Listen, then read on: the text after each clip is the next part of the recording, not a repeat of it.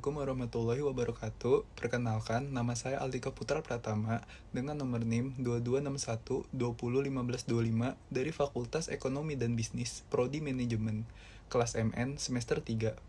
Di sini, saya ingin menjelaskan sebuah materi, yaitu penerapan Good Corporate Governance di Indonesia. Penerapan Good Corporate Governance di Indonesia. Implementasi GCG di Indonesia sampai saat ini masih belum memenuhi harapan semua pihak, meskipun kampanye penegakan corporate governance terus dilancarkan melalui pembentukan struktur corporate governance, komisaris independen, komite audit, komite remunerasi, komite resiko, corporate secretary, maupun pedoman best practice dan kode of conduct dewan direksi dan dewan komisaris. Menurut para ahli sistem GCG yang dianut di Indonesia mengikuti pola Continental European System. Beberapa ciri yang diungkapkan diantaranya, yang pertama, dianutnya sistem dan perangkat hukum yang bersumber pada tradisi French Civil Law. Yang kedua, digunakannya dua struktur dewan perusahaan, two-tier board system. Yang ketiga, terkonsentrasinya kepemilikan perusahaan. Dan yang keempat, dominannya sumber pembiayaan perusahaan dari luar perusahaan berupa hutang, external financing. Selanjutnya, penerapan GCG di Indonesia. Beberapa hasil survei yang dilakukan oleh Bose Allen dan Hamilton, McKinsey, Jalil, Credit Lyonnais Securities Asia menunjukkan bahwa pelaksanaan GCG di Indonesia masih rendah, bahkan jika dibandingkan dengan negara-negara di kawasan Asia lainnya. Karakteristik umum penerapan GCG di Indonesia.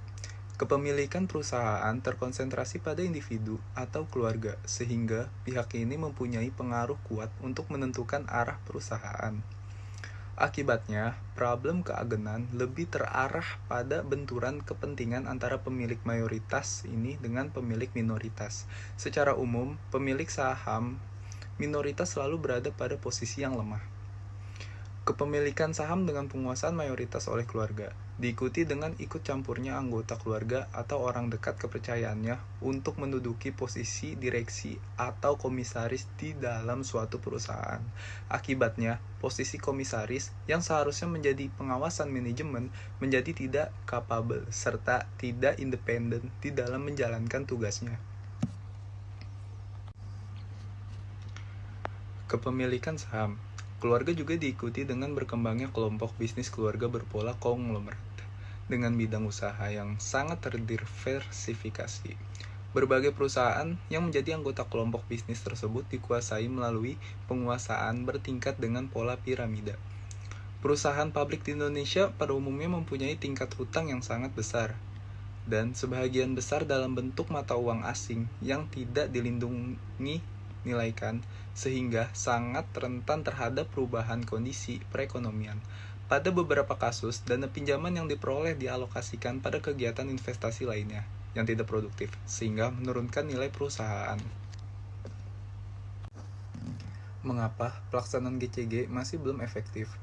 Karena belum profesionalnya pengelolaan perusahaan, konsentrasi kepemilikan oleh pihak tertentu yang memungkinkan terjadinya hubungan afiliasi antara pemilik, pengawas, dan direktur perusahaan, serta belum berfungsi dewan komisaris. Konsentrasi kepemilikan dan kontrol meningkatkan ketidaksimetrisan informasi antara pemegang saham mayoritas dan pemegang saham minoritas. Akan menyulitkan pemegang saham minoritas untuk berpartisipasi dalam pengambilan keputusan. Konsentrasi kepemilikan dan kontrol juga menyebabkan lemahnya proteksi hukum bagi pemegang saham minoritas. Skor keterbukaan yang rendah. Kendala penerapan GCG di Indonesia. Kendala internal. Kendala internal meliputi kurangnya komitmen dari pimpinan dan karyawan perusahaan, rendahnya tingkatan pemahaman dari pimpinan dan karyawan perusahaan tentang prinsip-prinsip good corporate governance, kurangnya panutan atau teladan yang diberikan oleh pimpinan, belum adanya budaya perusahaan yang mendukung terwujudnya prinsip-prinsip good corporate governance, serta belum efektifnya sistem pengendalian internal.